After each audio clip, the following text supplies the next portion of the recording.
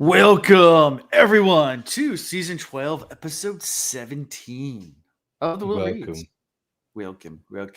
Ian is on his way. He's probably either cupcaking or learning Portuguese right now, one of the two, but he'll be here in a bit. I love it for him. I'm only going to giggle and keep it moving. Good times. So he's on his way. He said he was running about 10 minutes-ish late, so it's about 10 minutes late-ish, so give him a few more. He'll be here. He'll be right in time. Ian arrives precisely when he means to. That's Ian. He's like a wizard. Anyways. What's that? Agreed. Yeah. So I saw you posted like a house the other day. Are you buying a house, Chris?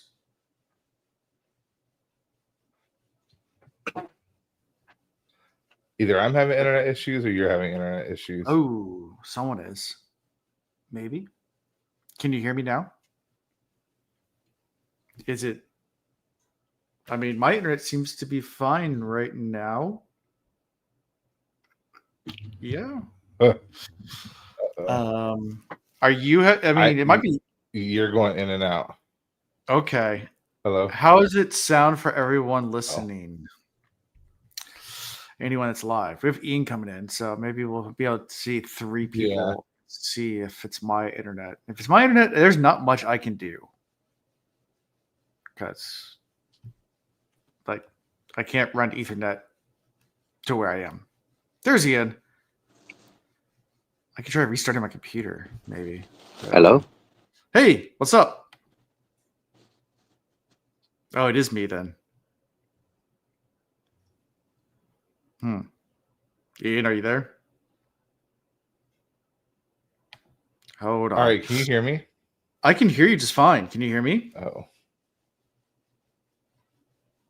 You're robotic, and Ian I'm robotic. is dark. It's frozen. Okay.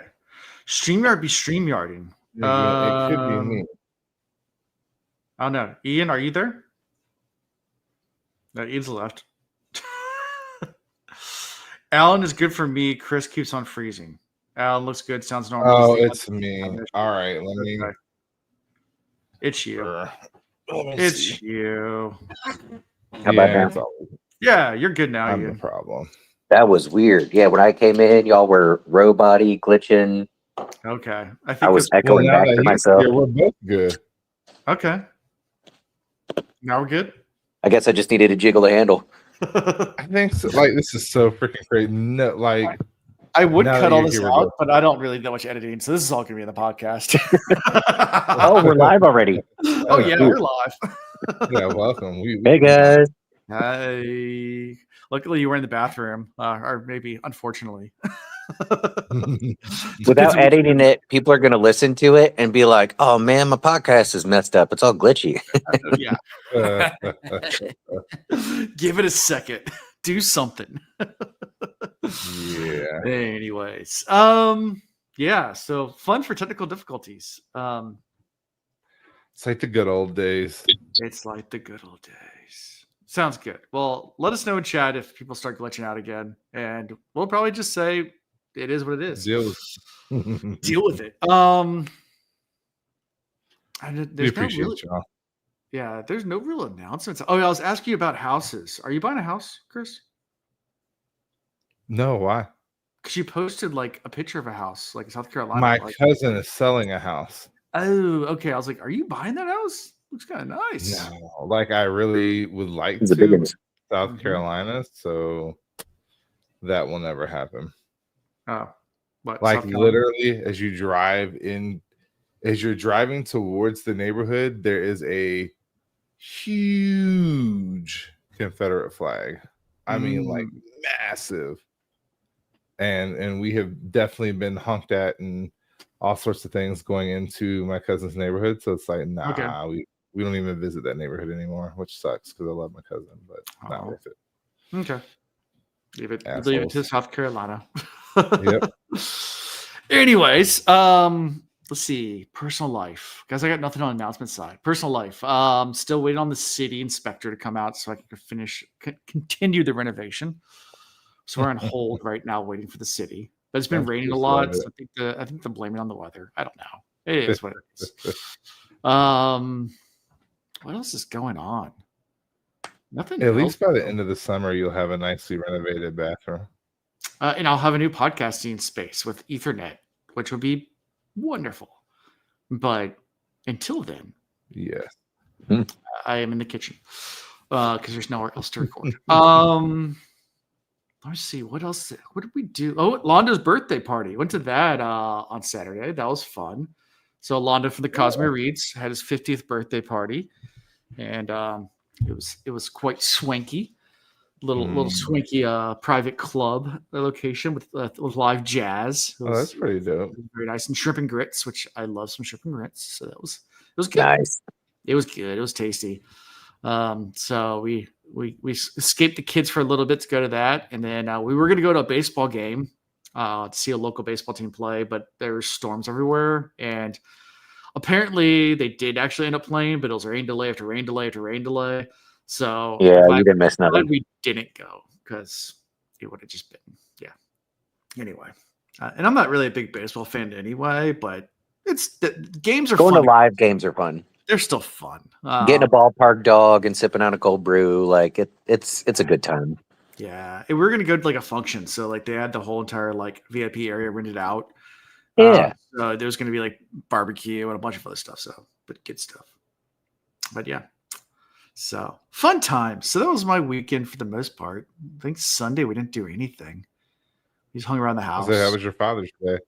Yeah, Father's Day. I made food, which was nice. Oh, you posted those pictures. That looked good. Some schnitzel. Ate some schnitzel. And some It was delicious. It was really good. That's pretty much all I did Father's Day. Like it was delicious and it was really good. Yeah, it was really good. Just Well, you should write books the way you describe stuff. It was amazing. When I chewed it, I smiled. Yeah, I went to go say hi to my dad. I went to his house for a little bit. That's about it. Yeah, not much else for Father's Day. Just hung out with my kids. Yeah, that's always awesome. They had at my church. They had a barbecue smoking meat contest. So people like brought their smoked meat, and you got to try which one you like the best, which was awesome to have a plate full of meat. Because I like meat. Meat's good. So that's pretty much it. That's all I got. I got nothing else going on. Awesome. Ian, you're in a good mood. How was your weekend? I had a great weekend. Things are going good. I'm learning Portuguese. Yeah. Yeah. And then hopefully that'll come in handy. I mean, nothing too crazy to talk about. It's very casual at this point, but through the apps, met somebody, been hanging out a few times. She's super cool and smoking hot. And she's from Brazil, and she knows very little English, but she's like in an immersive course right now, so she's getting pretty good. And yeah, she is an immersive course. Yeah, and indeed, yeah. I've been introducing her to the culture. That's the best way to learn, from my understanding. Yeah. Let's see, Father's Day, nothing crazy either. I like keeping Father's Day simple. I was actually up way before my kids, so I cooked them breakfast and woke them up with a surprise, like massive spread for breakfast. And nice. The minute Alan said that he cooked, I was like, that reminds me of Ian's post. Yeah. So me and you shared about fathers on Father's Day. Yeah. But But I posted that video, if y'all have seen it, the comic that talks about Father's Day being like the worst holiday ever, and it's like ranked way below. I mean, it's like 20th or something like that. So there's a bazillion holidays in front of it. But truth be told, it's nice every once in a while if somebody else, the kids or whatever, like make a big deal of it. But at least me, I just like spending time with the fam, like spending time with the kids, and it doesn't have to be fancy. I really enjoyed getting up cooking for them. Yeah. So yeah. It was good. I enjoyed my day. Yeah. All my plans kind of got dashed by the weather too. Because we had thunderstorms that were like never hit, but were threatening the entire day. Mm-hmm. So I wanted to go hiking with the kids and the family, but that we're like, I don't want to be in the middle. Too risky. And the skies open up. So nope, wasn't going to do that. Wasn't going to go boating because, well, same thing. Just not worth it. And for the past month, every weekend has had threatening weather. Yeah. And then I was like, all right, well, we got a Thursday. We're about to be off. And I'm looking at it. Thunderstorms on Thursday, too. But every day I'm at work, it's sunny. It's sunny and nice. I don't know. That's so messed up. By design. Yeah. Yeah. Guys, like this year, I'm really going to play with your emotions. Yeah. Yeah. I'm about to just go play in a thunderstorm like back in the day. Exactly. If I get hit, I get hit. Yeah. But yeah, so we ended up not doing that. Then I thought about maybe just watching Star Wars, and then my kids got in trouble. So there's no TV on Sunday. But that was the worst. Yeah. It was still fun. I still had a good time.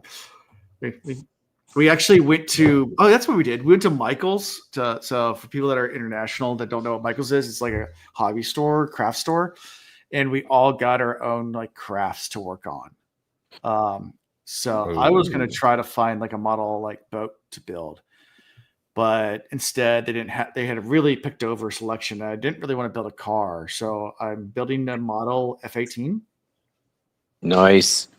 Probably just going to give it to my son, but you should have done a model F-14 in honor of the last of the Iranian F-14s that just got obliterated. Did I tell you that it was really picked over? Oh yeah, that was the only plane available. That and like I think there was a like an old Spitfire or something like that I could have done. But yeah, I mean, what model F-18? Because the more advanced ones are pretty awesome still. It was the Top Gun Maverick one from the movie. Yeah. Well, that's pretty cool. So I'm working on it. The thing that sucks about building model airplanes, though, especially like the more like they have to glue all the pieces together. Like they're not clipped together; they're glue. So you have to do like one step, and then you have to wait a day to the next step. So it takes like a year to build these things. Not because it takes a long time. You have to wait for the glue to dry before you can build the next. Well, get a model that has like 10,000 pieces, and then once a week, let's say every Tuesday, just sit down and just do 2 pieces. That's what I've been doing for and then wait a week, and then on the following Tuesday, and in 5 or 6 years you'll be done. Sounds like a podcast. I know you have the patience for that. Sounds like a podcast idea. Posting my update pictures of my. I'm still convinced it's not going to work out. This podcast is going to fizzle. Yeah. That's $15 bucks. That's crazy. I did vote today too, so there you go. I did my civic duty. We had election day locally. Oh, that's exciting! Yeah, it was for city treasurer. So one more before the world implodes. You know, why not? Yeah. One more time voting. Last time, why not? My sister came down for the weekend to drop my nephew off, so we have the middle nephew here for the summer. Nice. Yay! Yeah, so we've spending some time together, hitting the gym and cooking and cleaning and just doing things. And he's going to be doing some studying to kind of get caught up a little bit for the next month and some change. So he's in the right place for all of those things. And good. But yeah, there were so many protests going on in Charlotte over the weekend that we just stayed indoors because the traffic to get to uptown, downtown, the center of Charlotte, which is where everything is happening. For me, on a typical day, it's 15 minutes with no traffic, 25 with bad. It's like 55 minutes. Yeah. You stay at the house and watch the news reports and cheer when you want to cheer. Surprising a lot of protesters out in Newport News, because normally Newport News doesn't get all out for protesting. Not normally, but like there was a decent amount in Hilton. Yeah. Interesting. That's surprising too. Yeah, it was. It's interesting. It's like, cool. There's a younger crowd moving through Hilton now. That makes more sense. Yeah, it's getting refreshed with youth. So it is. Yeah. So fun times. Anyways, you guys ready to talk about some real time? So there's even more fun times happening. In the book. In the book. Yes. So we'll do chapter 41. a fount of power. Unlimited power. I should have got that clip for this. Itty bitty live in space. That'd be good. So anyway, we start with Ian's favorite character, Gawain. Yeah. My Alan character. Yeah. As they're approaching the walls of Tarvalin by boat. And they're with a company of Bryn's men, and their swans there. They locate the tunnel that Shiriam described for her. And they can see that, it doesn't look too great in the tower as they're approaching. Like, they realize the tower guard's not even really there. Yeah, the gate's wide open and nobody's guarding. Wide open, no one's guarding it. They're like, this is not good. Can I just say, these were really good chapters, but they were all full of just action. Yeah.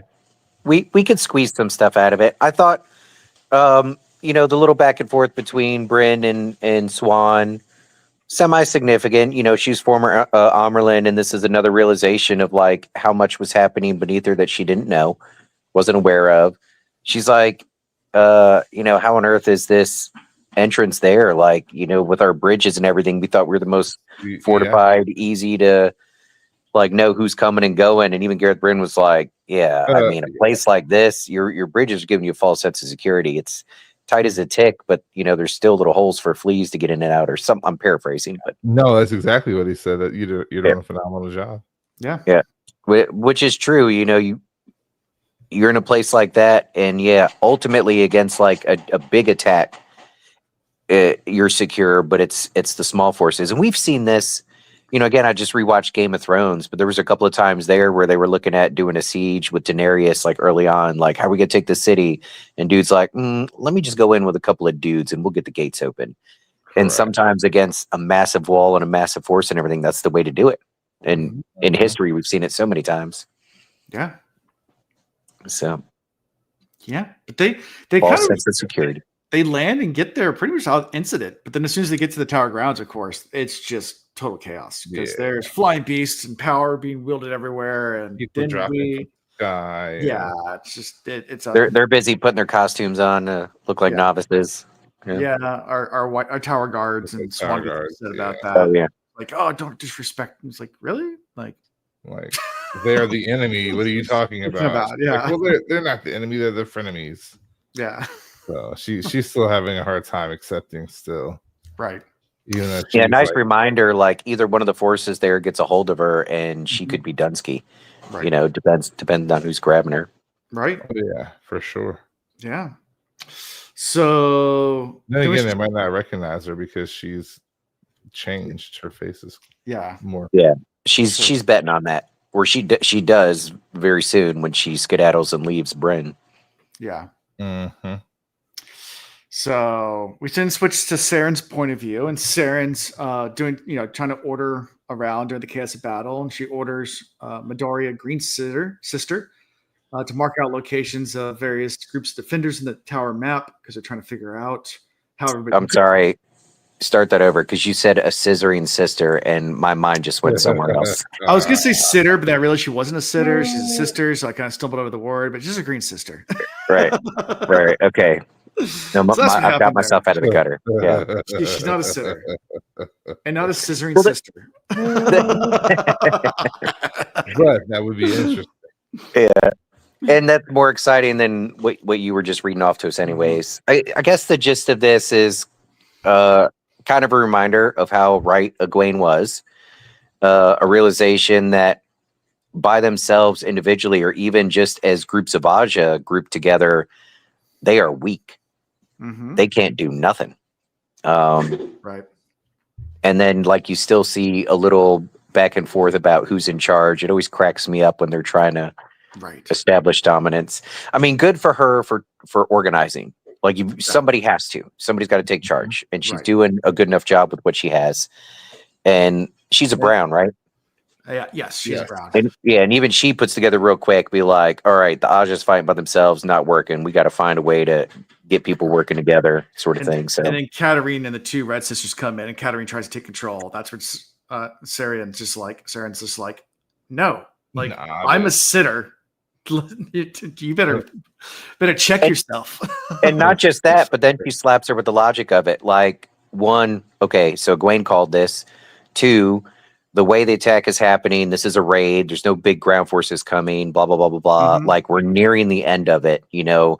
And three, we're so disorganized and outnumbered or outstrength. I don't know if you would say outnumbered here, but outstrength, like to run through the tower and flush all these people out. Like, no, that is not the way to go. Right. So she has pretty sound reasoning behind just the fact that I'm a sitter. Right. And as they're kind of like evaluating the battle, they hear some large explosions, and they realize they're not coming from the flying creatures. That they're actually directed and told. A soldier reports the blaster not directed at the tower, that they're being directed at the attackers, and they're like, "Who's doing that?" It's coming from the Browns' quarters. Yeah, they're like, "It's coming from the 22nd floor." And he's like, "That's the Brown quarters." Like, wait a second. No, that's the novice quarters. Novice quarters. What? Yes. And then she's like, Egwene. Yeah, Egwene. Yeah. And even Katarine was like, "Oh snap!" Yeah. Yeah. So it must be Egwene leading the fight. Tim was just up there. Yeah. So then we switch to Egwene's point of view, and she is literally a font of power. Just with the circle being used. You know what really sucks? I want to see this. Yes. Live action. Like, I'm so pissed off still, and will remain absolutely pissed off, because this scene right here is what we've been waiting on from Egwene for how many books now? Yeah. Like, this is exciting for me. I'll let you continue. I was super excited. Yeah, Alan, you might appreciate this. I had, as she's thinking about how this massive power is flowing through her, one, linking, plus with the Angreal and everything, and she's on the verge of being out of control, but totally in control, and it's rage, but it's calm, it's chaotic, but it's directed. I started thinking about those moments when you're sailing a laser by yourself, and it's nuking, and then a puff comes in on top of it nuking, and you're barely hanging on for your life, and you're feathering it like you're into the wind, out of the wind, into the wind, out of the wind, just holding that line as tight as you can, but like you're in control. You've got the lines in your hand, you got the tiller, you're in control, but you are at the mercy of all of this raging power around you. Yeah. And somehow still able to, point the nose and go in a direction. And you're going down winds trying to pitch pull. So trying not to, you mean? Trying not to. So you're sitting very back. So like, this is cell phone's a boat. It's flying. So you have the camera. Pitch pulling's when the nose dips down into the water and it flips. And it'll catapult you. It'll catapult you off the back. It's you can't do that in big. Well, I guess you can do it in big boats like down Cape Horn, like with giant seas and giant weather. But like, small boats, it happens. Small boats, it happens. Or dinghy sailing. Yeah, dinghy sailing, pitch pull. But yeah, if you watch some like talented sailors in small boats like that, in crazy winds, you're looking at it and you're like, how on earth are they keeping that up? Because they're hanging off way off the side or way off the back, almost like trying to keep it from flipping on them. Yeah, but that was the mental. You're running on pure adrenaline at that point. It's fun. Yeah. Good times. Yeah. It's so good times. It's good times until something breaks, and then it's just then you're done, because that inevitably happens with that much wind. Like your mast is gonna snap, something's gonna break, and you're just like, okay. There was that. Remember that time? It was like either storm just coming in or just leaving, but it was like hellacious wind. Right, perfect conditions. You and I went out and took your two lasers, and when we came back in, your dad, who is a very calm, collected guy, always, was almost white in the face, and you could tell he told us, he was like, he watched us the whole time out there, was convinced we were going to sink a boat or something. He had the phone like ready to dial for rescue. But it would take us forever to get across going upwind, and we turn around and come back, and in like 30 seconds, dipping across the river, just surfing waves and just flying. That was fun. That was a fun day. That was best. Yeah, that might have been my best day of sailing, honestly. My best day of sailing is when I broke the down the bay record. Yeah, I bet that felt nice. Yeah, because we were on that race boat and raced from Annapolis to Hampton, Virginia, It's a 200 nautical mile race. Oh wow! And we broke the record, which and all of your spinnakers were broken as well. Yes, we ripped every single sail. We were on our last sail because we shredded all the rest of the sails. For good reason. Yeah, we got to the last one. And I remember we turned to the owner of the boat, and I just never forget the lie because she looked at him and was like, "It's your last sail." And he's like, "Put it up like God, take it down." And we're like, All right. You heard him, boys. Oh, that was a fun race. Yeah. He knew what the game was. He was like, "We're gonna capture this." We ended up winning the whole race. Yeah, we set the record for the fastest time ever. So we were flying. I mean, there's videos online so if you ever want to Google on YouTube or go to YouTube, not Google, but just YouTube, pterodactyl sails down the bay. The first video that shows up is me driving that boat flying down the bay. It's insane the wake that boat is putting off. As a sailboat, the wake that it's putting off. It's a YouTube video, and there's me in my fallies, my yellow fallies, my bad weather gear. Yeah, just grinning ear to ear. Grinning. Oh yeah. With the boat on the verge of snapping. Yeah. It was fun though. The wake that we're putting off is so much fun. So yeah. So if you guys are so inclined to go see me actually sailing on a crazy day, there's actually video evidence of it. That was such a fun race. But anyway. So all of that's Egwene in the tower. Yeah. Like she's controlling it, but it is almost out of control, and yeah, she's lighting them up. Yeah. Yeah. So and she's taking out the Torokan and the masters, and she's just envisioning or just like picturing them as the Soldoms who enslaved her, just to like keep that rage going. But it's described as like controlled and cold, like it's a cold, controlled rage. Yep. Yeah.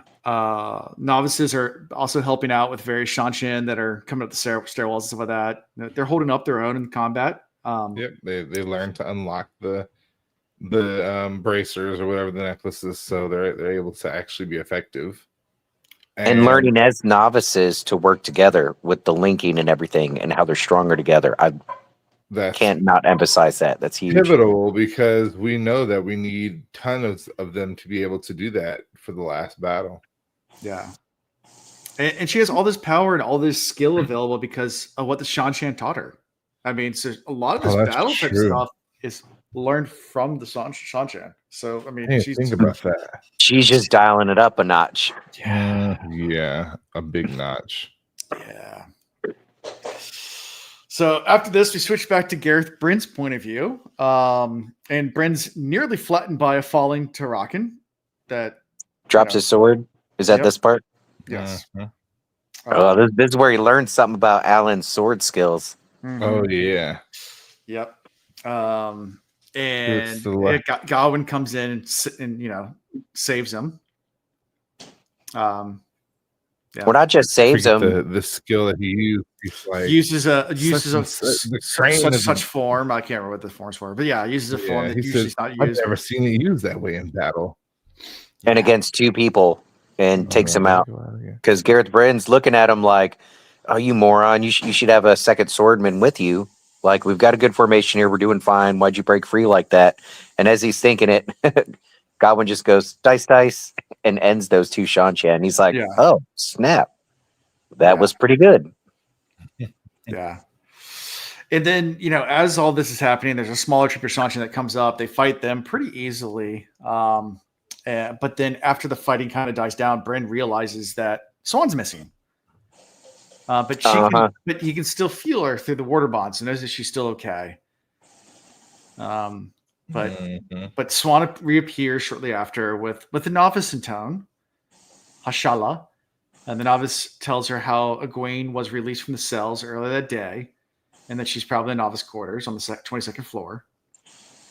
Yeah, but there's a nice little back and forth of him giving her crap and her giving him crap. Oh yeah. But you could tell at this point, it's very much the concern and the grief they're giving each other is coming from, the love and care they have for each other. Yeah. Yeah, very genuine. So it's kind of touching, even though they're nitpicking at each other. Yeah. Now, something we glazed over is right before he's like, "Where's Swan?" and they're making plans to go after her and try and find her. They already assessed that they got a handful of injuries, some significant. This isn't the type of battle that they can sit around and like try and carry people on litters. Everybody knew going into this that if you get hurt or injured, you're going to get left behind. Because the only goal is to get Egwene and get out of there. Oh, yeah. And so in like in the few sentences that Alan was talking about, Gareth Brand already got the assessment, got the report, and already made the decision. Hey, line those guys up over there. Hopefully the good guys find them and heal them. We got to roll. Like it was. Yeah. Bing, bang, boom. But then also Brand gets a casualty report. And during all of that, the losses actually aren't as serious as they thought it would be. Yeah, it's just a few. A few. And a few that will not survive, healing. And Swan then goes ahead and starts trying to heal someone. Even though Gareth's like, come on, let's go. We don't have time for this, but she's trying to heal him. Yeah, she insists on it. And as she's doing that, a Shanshin blood knife attacks, a guy that's not wearing the normal clothes or whatever. And the assassin. But because of his enhanced bond, the enhanced warder capabilities, Bryn's able to take him out. Yeah, apparently uses like the riskiest move. It's like you're either going to kill him or you're going to miss and then be totally exposed and die. Right. But he landed it though. So but of course he couldn't miss. He's a new order. Yeah. Yeah. Yeah, and then Swan is reminded by this of Min's viewing and explains it to Bryn real fast that Min said that they had to stay together or they'll both die. Yeah, so that's when it clicked. And she's like, wait a minute. Not that I'll die or you'll die, but we'll both die. Well, you saved me. That means I've got to, and leans in to heal him and finds out that this assassin guy had this little teeny needle that he poisoned him with. Yeah. Yep. So, yeah. Pretty cool moment. Pretty cool. Pretty nice little moment. Yeah, you saved me. I got to save you. Yep. Do they both have toe now? Like, how does toe work there? I don't know. They don't practice Chia-toe. Too bad. I bet Swan has nice feet. Yeah. No. Swan has female feet. Then again, she probably lets the fishies eat the crust off her toes. Anyways. So anything from all this before we switch back to Egwene's point of view? No. Okay. So we go back to Egwene's point of view. The battle at this point's done, and Egwene is rightfully so exhausted. She's a little tired. A little bit tired. So she helps the novices help her to the bed, so she can rest. And from where she sits down and she can see the grounds of the tower and see fires in the ground, and Egwene starts to go back with some pride and remember her actions during the battle, and but regrets that some of the Sanshin did get away with some captures, but but at the same time she's pretty high on her horse about like what she just did, and pretty like, yeah, I was badass. Right, so. Yeah. Well, and still talking about being like definitely agreeing. I definitely kick butt there. Yeah. But as she's like falling in and out of consciousness, and she's trying to put together, what she's going to do with the tower now that, she saved the day, she thinks she sees Guan and hears his voice, and she's like, oh, this is a nice dream. Yeah. She's like, she hears Gareth Bryn's voice and Swan's, and she's like, why are you guys here? What's going on? Yeah. Wait, what are you guys doing? She's like trying to claw her way out of like unconsciousness. And they're like, get her, she's hurt. And she's like, no, I'm fine. But she can't say anything. And Swan's like, oh, here's where this rod was. Takes the rod away. And, where'd you get this? Yeah, where'd you get this? And and Egwene's trying to tell them to leave her there because like now's the time when she can unite the tower finally, and like, but she's so drowsy and she can't like muster it and crawl out of this like, just basically, fun. Yep. So, which It just reminds me of like people in like coma that can still hear everything, and like you want to react and you can't. Like, you ever been that tired before though? I mean, I have been that exhausted, like where, like I just am. You're awake, but your body's asleep essentially. Yeah, you're like trying to fight it so hard. I mean, that's I've driven cars like that where you're trying. I eventually pull over and go to sleep because it's super dangerous. Like you're fighting to stay. You're telling yourself to shake it off or whatever, and it's like not happening. Not happening. Yeah, I was like, okay, time to pull over and go to sleep. Take a nap. Yeah. Yeah, I do that often. Yeah. Yeah. Anyway, so Gwen gets saved. Air quotes. Yeah. At least there might be some people left in the tower that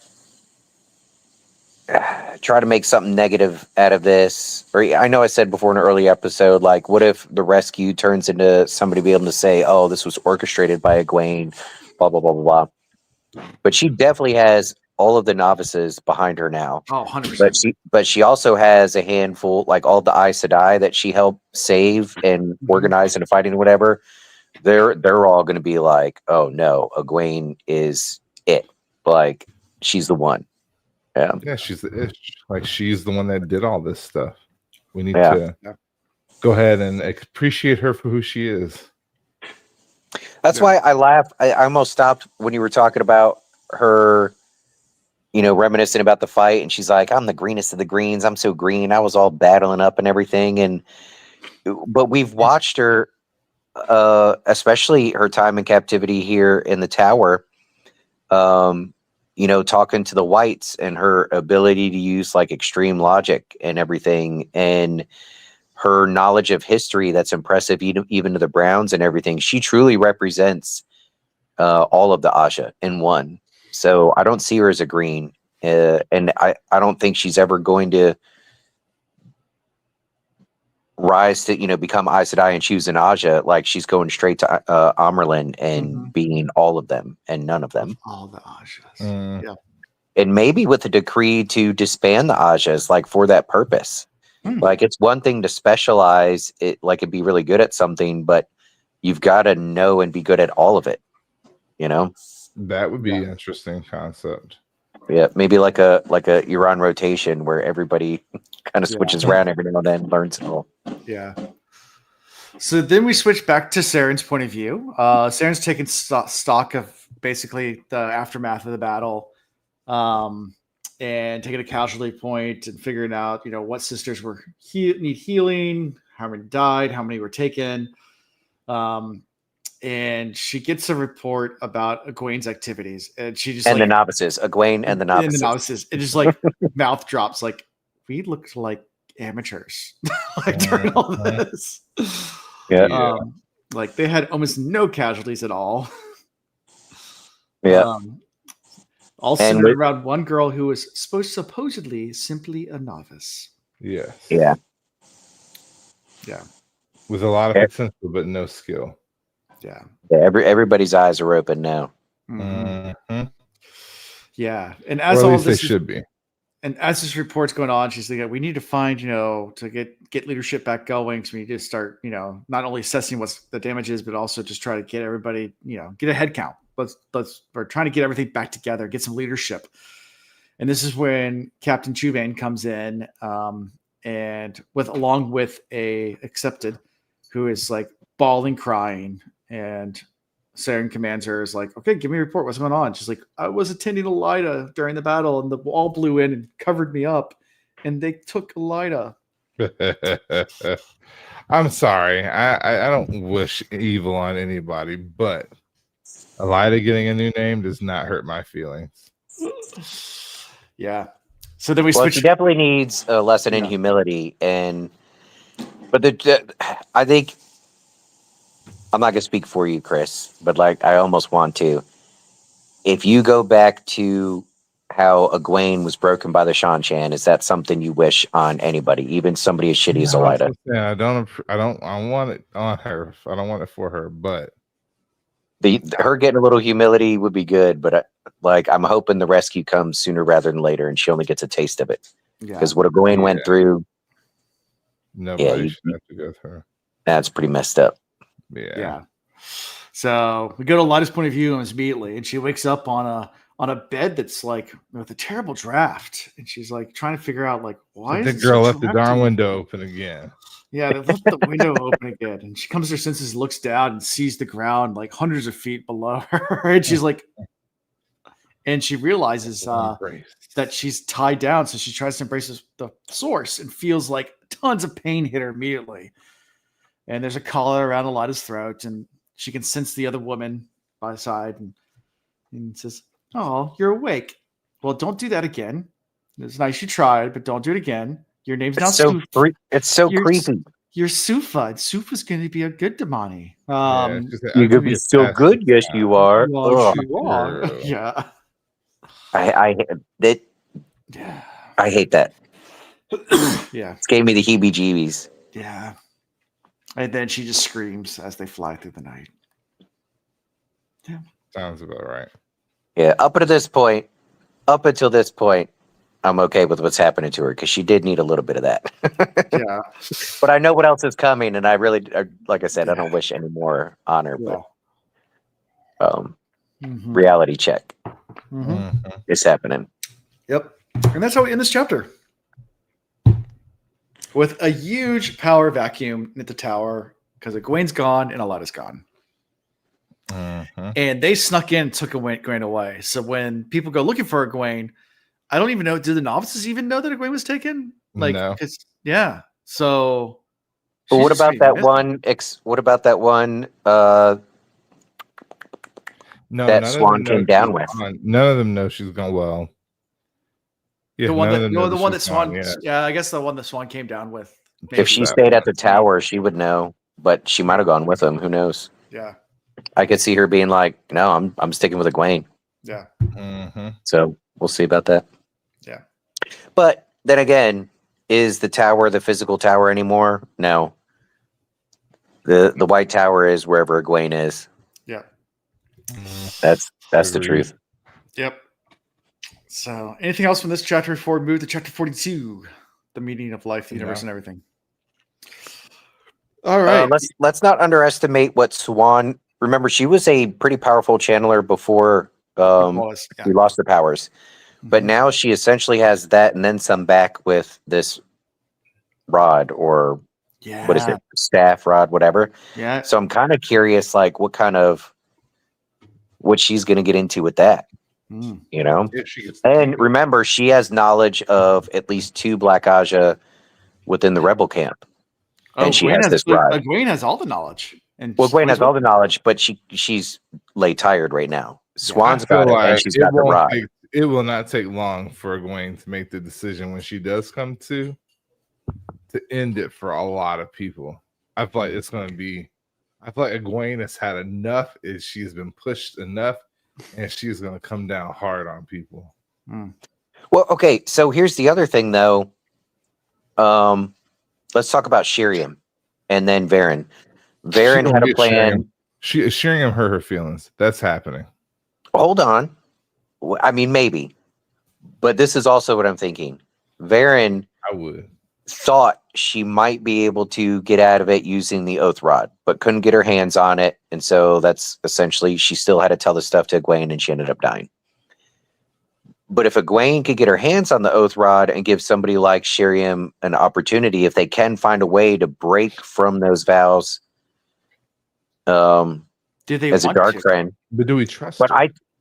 So some of them know, but remember with Shiriam, she was very relieved to be out from under it for a split second, only to get retasked by somebody else. So like somebody like Shiriam, I think maybe does have regrets or maybe doesn't want to continue on this path. I think there'll be some. If Egwene can save some, I think she would try, I guess is what I'm getting at. Save her. She don't want to be saved. Don't save her. I mean, I do need to get out of that habit of trying to save him. That's because that shit has backfired every time. Yeah. Yeah. Have you seen the meme or the video? It's like a cow licking a cobra, And it's like a cobra snake. And the cow's like literally licking, and the full hood's up, and the snake's about to bite the cow. And it's just, the caption was like, "When you ignore all the red flags, like, oh, I love you still. No, I still love you." That stings a little bit. Too close to home. Yeah, it's all good. I am who I am. I'll try and do better.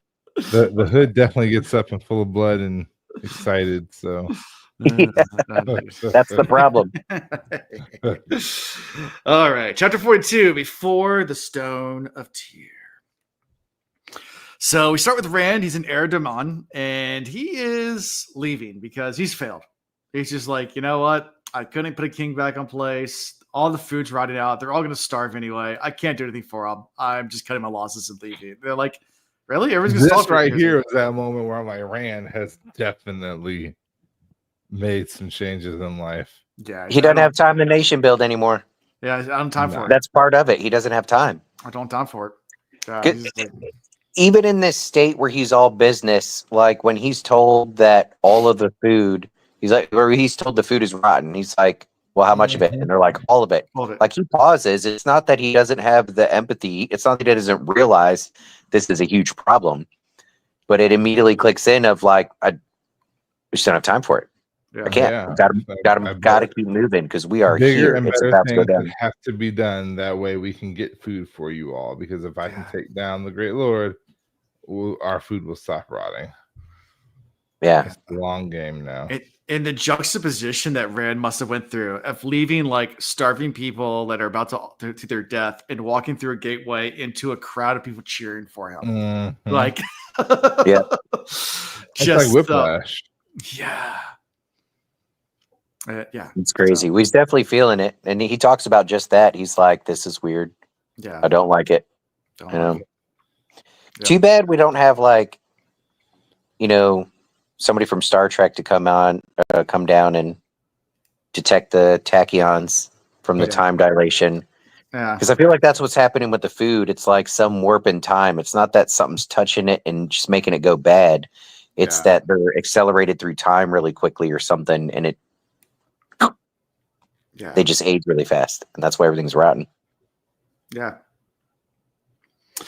Yeah, and I mean, at this point, Rand's, like I said, there's no time left. He's heard about like a large force of Trollocs that are gathering the Blight. He knows that land's riding for what's Tarn's Gap or whatever. Yeah, Operation Human Shield. Yeah, Operation Human Shield. Rodell's been sent up north as well to fight off the Blight. So like things are just really bad right now. He doesn't have time for it. Like it is what it is. And he's like, I wish I could stick around and try to solve this problem, but Shale Ghul, the last battle, Tarmogoyf Guidance coming, and I don't have a choice. And I got time for that. I got time for it. Yeah. So he goes to Tyr, and he does wonder where Nynaeve and Cadsuane are up to during all this, and this, he tells Bashir as well that he expects the Shan-Chan to come try to take Tyr, and probably Ilian too, and that when Rodell abandons the Blight, they'll need the Borderlanders, Bashir's men, to go up and back to their posts. Yep. Sure. You like the little? Oh, go ahead. No, go ahead. You said you like the little conversation with Bashir, where Bashir, like, for a moment, points out all the problems and everything that's wrong, and then Rand is like, "Yeah, but what would you do about it?" And Bashir's like, "Fuck, I don't even know. I mean, it's just that bad. I don't even have a plan. I guess what you're doing is as good as it gets." Yeah. Mm-hmm. It's like we're effed. Yeah. What's your plan? I don't know. I guess what you're doing is okay. I'm gonna keep following you because that's about the only thing that makes sense right now. I don't know how many times I've had that exact same conversation, not on this great of a scale, but like the exact same type of conversation where like someone comes to me with like a giant problem and like they're talking about the solution. It's not a great solution, but like I can't think of anything better either. They're like, I'm like, okay. like I don't think it's gonna work, but I don't think anything else is either. So we're screwed. But sure, even if it's gonna work, it's gonna suck really bad. But I don't see what other choice you have. Yeah. Yeah. Every time I read Ipa just said, every time I read a scene of Rand in this book, I'm in awe over how well Brandon was able to write him. Yeah, I actually like Rand now more than I did prior to. Yeah. Rand's going through it too. I mean, he's been through it, and he's become harder and harder, and he has to. Yeah, and he tells Bashir to take a couple Ashman to see if they can go find Darlin and Dobrain. He surveys the lords with Darlin, thinking about who's going to oppose him. I think about how many of them were opposing him to recently. Yeah. And Darling gives a report that armies have been raised and they're ready to go to air demand. And Rand's like, I ain't got time for that. We're not going to air demand. It's like, what do you mean? You're not going to save them? It's like, no, we're going somewhere else. It's like, where are we going? Yeah. Sheo Ghul. He's like, get your people together. Are you ready to go? Let's go. Yeah, I didn't see that coming. We're going straight to the Dark One's prison. We're going to kick the hornet's nest. I just, everything's falling apart. Let's not wait for it to fall apart anymore. The time is now. Time's now. We're going. Yeah. Got your army? Let's go. Let's go time. It's go time. Yeah.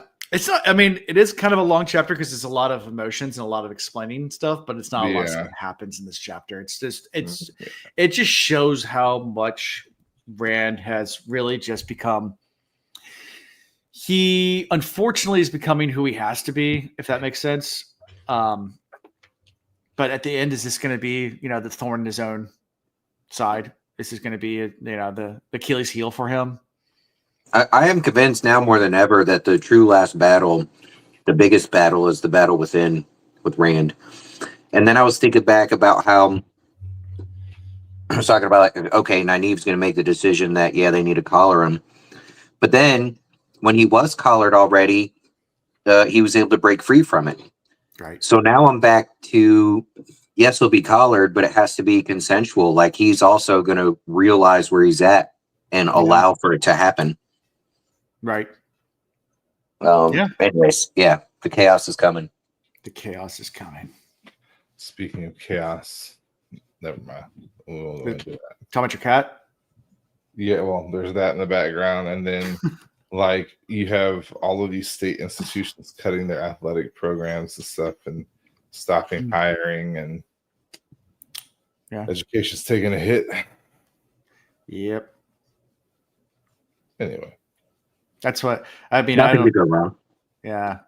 I mean, my kids don't go to public school, so schools here are horrible. You used to work for New Produce. They've got worse since you left. They're bad. They're horrible. What's worse is CMS is worse than Newport News. So if you can only imagine.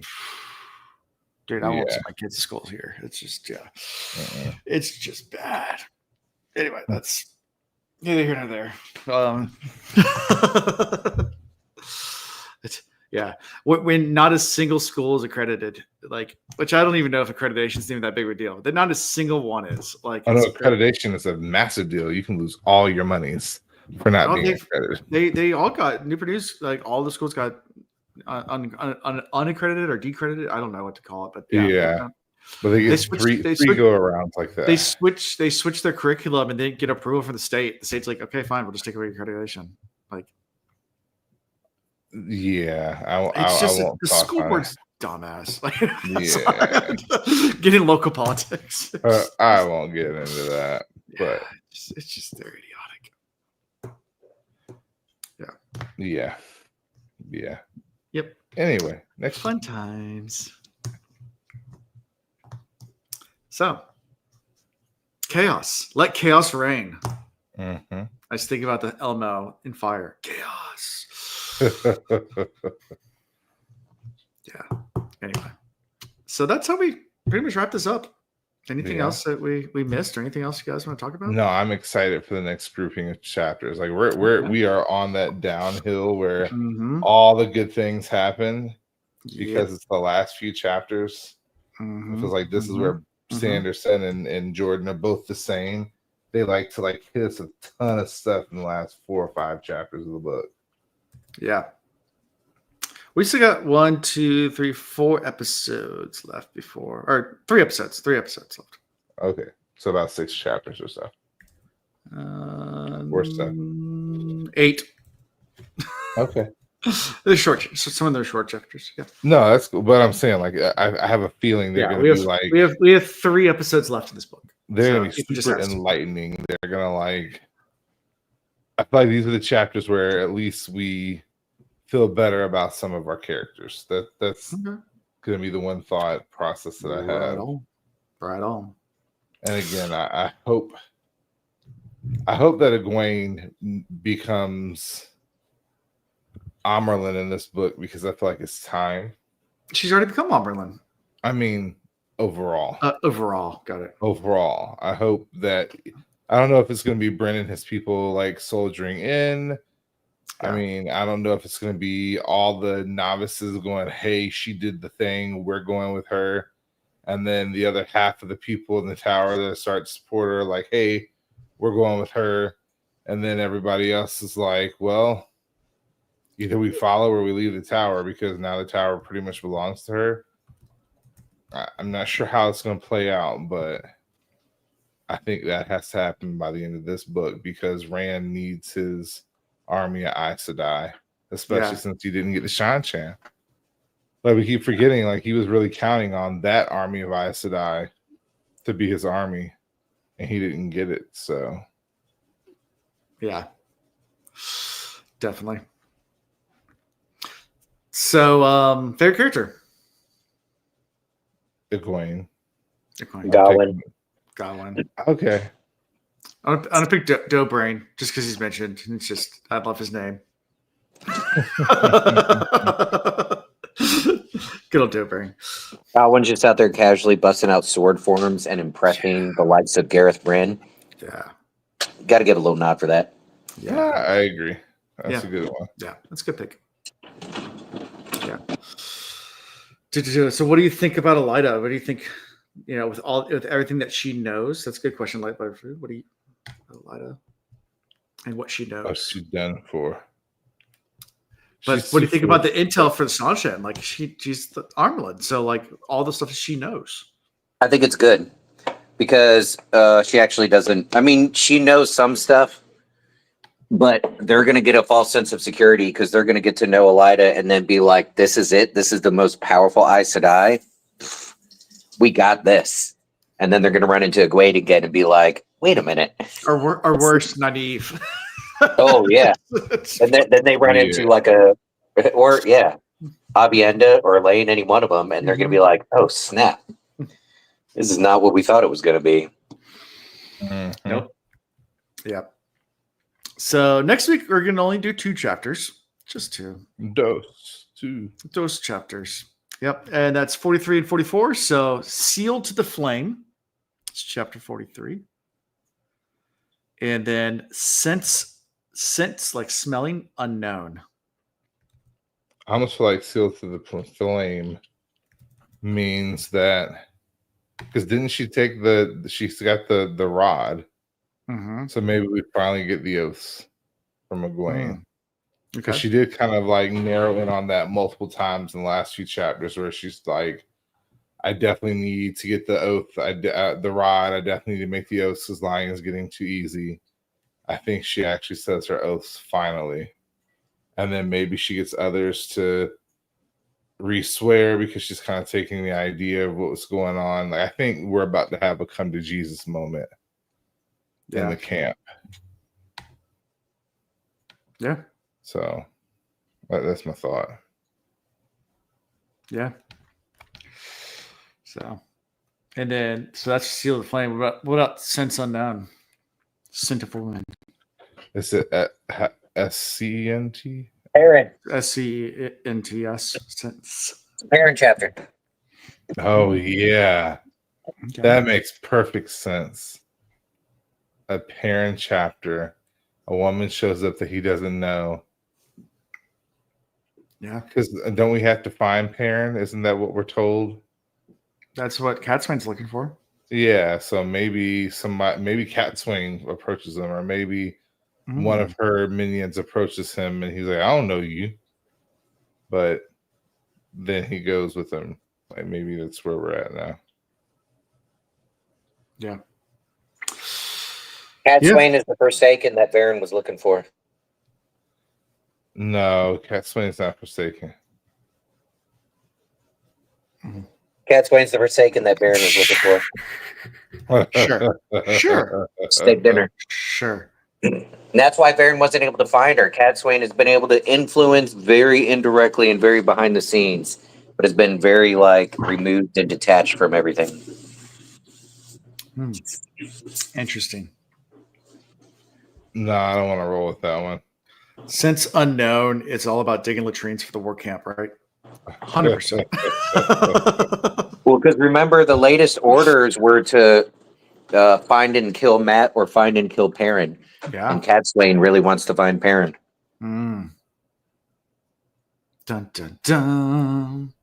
Yeah, she's going to use Perrin for something. Like she always does. Yeah. Okay. Cool. Well, join us next week next week. Yeah, next week we're still recording. Let me see. There is a couple of weeks coming up that we're not. So the first, so not next week, the week after that, I can't record. Okay. Because I will be in the car driving to Fredericksburg. Oh, okay. Yeah. Nah, we're going. We rented a cabin out like 20 minutes outside of Fredericksburg, out in the middle of nowhere, for the week. So I'm working. Yeah, so I'm heading out there with the kids. Anyway, we're going for a little adventure. It has a ropes course. It's like one of those like resort, but like mountain type resort places. So like Shenandoah Valley. So it has a ropes course and like actually has like a miniature golf. Like it has a bunch of like, it's a resort, but it's like mountain resort. So it'll be fun. So we rented a cabin out there for the week. So I'll be in the car driving out to the middle of nowhere. I like it. Yeah, it'll be fun. I'm looking forward to it. Yeah. So hit me up if you happen to be in the middle of nowhere and want to hang out outside of Fredericksburg. If you happen to be at the same campground. Anyways. Yeah, so we'll let's see, having to crawl through the end chapters. Yeah, some kind of torture. That's what I'm used to doing to them. So yeah, we're gonna take that week off, and then there's another week in July that we're going to take off because of Chris. So, but I think that's after. We'll be finished by then. Yeah, we finished the book by then. And then the first week of August, I have to take off too. So I think we're really 2 weeks off there. So I think we might end up having a long break for a little bit because I'm going to be in San Diego at a conference. And are we going to be done with this book by then? Yeah. Okay, I was going to say, because Alan, you're at risk of Chris and I just finishing the book and us doing one more episode for this book. So don't think you could drag this out over a bunch of weeks we got to take off. It ain't going to happen this time. No, we're finished before all that stuff happens. We might take a week before we start a couple of weeks off before we start the next book because of stuff, but we might take a couple weeks off. We'll see. I know Tuesday night in San Diego, we have an event that Tuesday night, so like there's no way I can go. But the following week I'm at the beach, so I should be good. I can record at the beach. So yeah, you'll get a schedule at some point.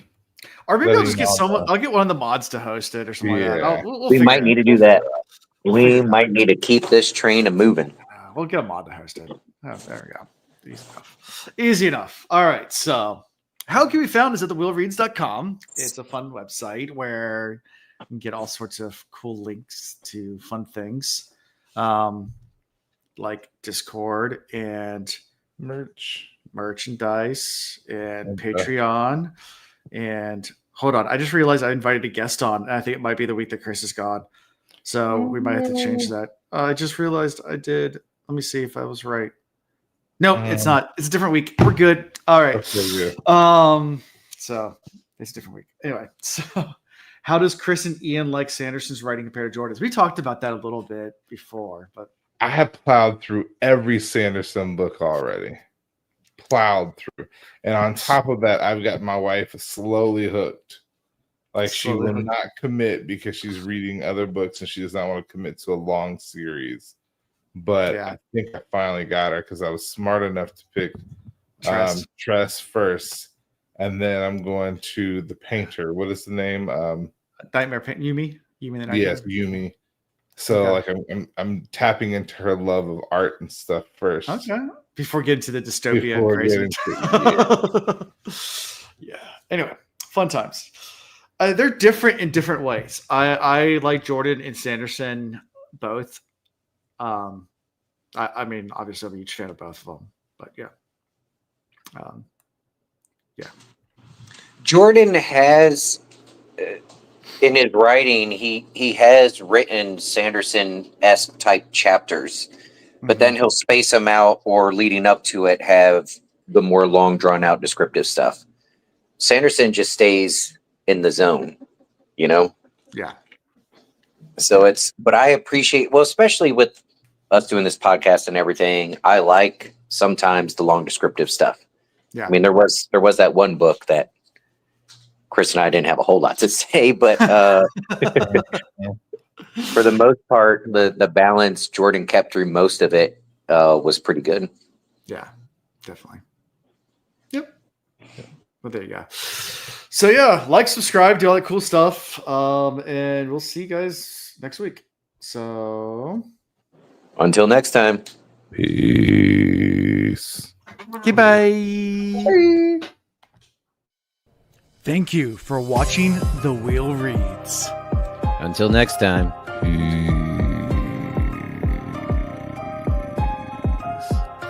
Goodbye. Get your Coast Guard certified life-saving device ready and strapped on. Where are we going tonight? What kind of strap on you talking about? Sure.